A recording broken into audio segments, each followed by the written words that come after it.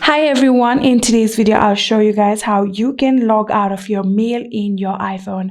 Well, it's quite easy. So first of all, here if I simply open my mail application,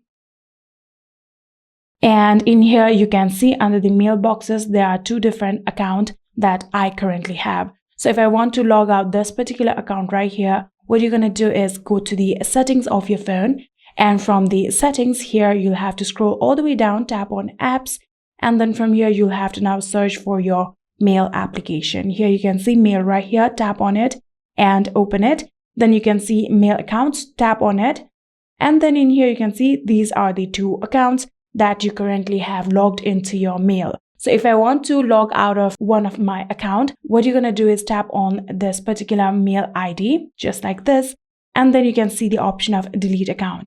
Simply tap on delete account and then tap on delete from my iPhone. After doing that, here you can see we have now successfully deleted that particular account. And what you're going to do is now go back, and in here you can simply open your mail application.